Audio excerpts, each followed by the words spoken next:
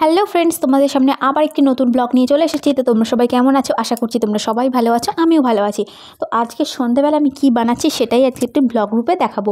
তো আজকে সন্ধ্যেবেলা আমি বানাবো রুটি আর তরকারি। তো আজকে এখন একটু শীত শীত পড়ে গেছে, তো সেই জন্য ভাতটা না ঠিক খেতে একটু ইচ্ছা করে না, সেই জন্য আজকে রুটি বানাবো। তাই জন্য আমি আটা নিয়ে নিয়েছি আর নিয়ে নিয়েছি টুকুরি, মানে আটাটা ভালো করে টুকে নিচ্ছি যাতে রুটিটা ভালো হয় আর খিচখিচগুলো না থাকে। এটা প্রায় সবাই জানে, বলার আর কোনো প্রয়োজন নেই, তাও একটু বললাম।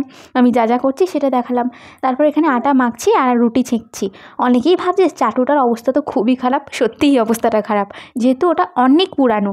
আমার শাশুড়ি অনেক দিন আগে কিনেছিল, তো তারপর আস্তে আস্তে উনুনে রুটি করতে করতে বা গ্যাসে করতে করতে ওটা ভেঙে গেছে। তারপর এখানে চায়ের আসর বসে গেছে, যেটা আমাদের প্রতিদিনই বসে আমাদের বাড়িতে। তারপর রুটি করতে করতে চলে আসলাম চা আর চপ খেতে। আর এই যে চপ খাচ্ছি, চা খাচ্ছি, টিভি দেখছি।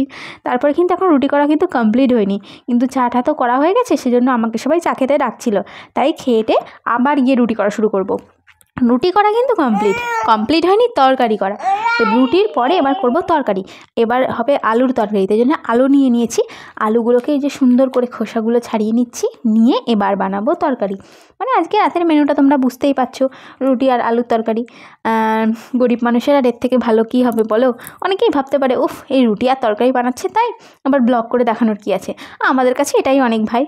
আর তারপরে এই যে আলু ছাড়ানো প্রায় কমপ্লিট হয়ে গেছে। তারপরে চাপিয়ে দিলাম তরকারিটা। এই যে তরকারি হচ্ছে, আলুটাকে ভালোভাবে ভাজা করে নিচ্ছি, ভাজা করে কষিয়ে তারপর তরকারিটা। আমার কিন্তু রুটি আর গরম গরম আলু তরকারি হলে আর কিছুই চাই না, খুব সুন্দর লাগে খেতে। তরকারিটাও রেডি হয়ে গেল। তারপর শ্রেয়ানবাবু এখানে রুটি খাওয়ার জন্য কাঁদছিল। তারপরে এই যে রুটি করে আনার পরই আমি আমার শ্রেয়ানবাবুকে খাওয়াচ্ছি। ও খাচ্ছে, রুটিটা নরম হয়েছে তো, তাই খেতে একটু ভালোই লাগছে বলতে গেলে। তারপরে আমি ওকে একটু আদর করে দিলাম, খেয়েছে বলে। তারপরে সমীরণ তো অনেক রাত্রে বাড়ি আসে, তাই অনেক শীত লেগে যায় ওর, আর হাত পাগুলো পুরো ঠান্ডা হয়ে যায়। সেজন্য ও আমাকে বলছিল যে একটু চা বানাতে, তাই রুটি তরকারির সঙ্গে একটু চাও বানিয়ে দিলাম ওকে, আদা দিয়ে কড়া করে, খেলে একটু আরাম পায়। তো আমি ওকে জিজ্ঞাসা করছিলাম যে রুটিটা কেমন হয়েছে, অবশ্যই বলবে।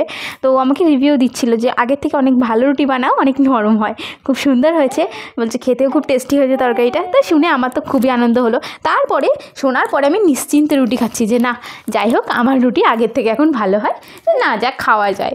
তো যাই হোক, এই ভিডিওটা এই পর্যন্তই। ভিডিওটি ভালো লাগলে অবশ্যই লাইক, কমেন্ট, শেয়ার করে দেবে। দেখা হচ্ছে নেক্সট ভিডিওতে। Tata, bye bye.